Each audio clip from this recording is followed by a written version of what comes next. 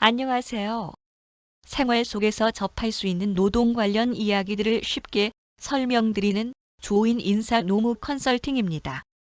최근 코로나 바이러스로 인해 많은 기업들이 어려움을 겪고 있고, 그러다 보니 근로자들에게 임금 삭감을 하면서 위기를 함께 이겨내자고 이야기를 많이 하고 있습니다.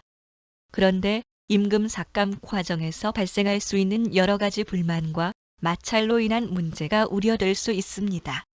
이번에는 임금 삭감 과정에서 근로자의 동의 여부를 어떻게 판단하는지 살펴보겠습니다.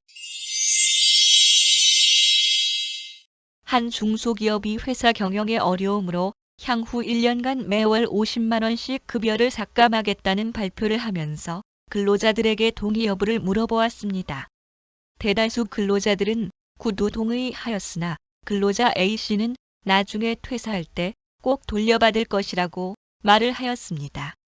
그 후 A씨는 1년간 삭감된 임금을 지급받다가 1년 뒤 퇴사하면서 1년간 월 50만 원씩 삭감했던 돈 600만 원을 내놓으라고 요구했으나 회사가 거절하자 노동부에 진정을 제기하였습니다.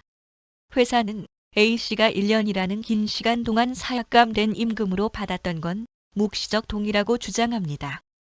이런 경우에 묵시적 동의가 인정받을 수 있는지 살펴보겠습니다.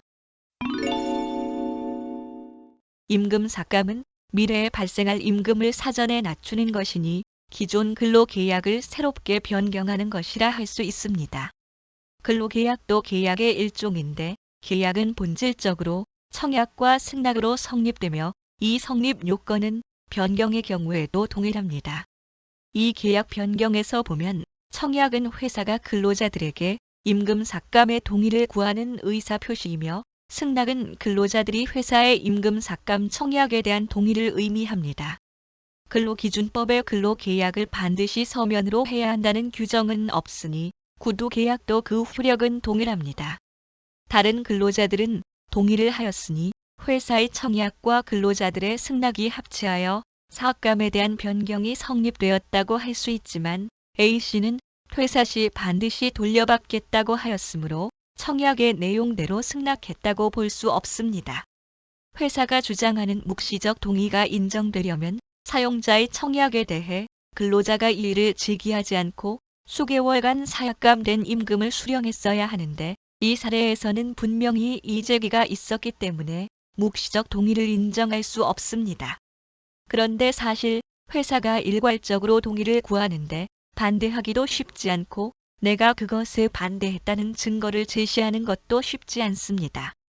그래서 구두계약이라면 녹취가 필요할 수도 있고 서면 계약이라면 자신의 의견을 적시하여 증거로 남겨두는 것이 필요하고 매월 삭감된 임금에 대해 자신의 의견을 메일 등으로 남겨둘 필요가 있습니다.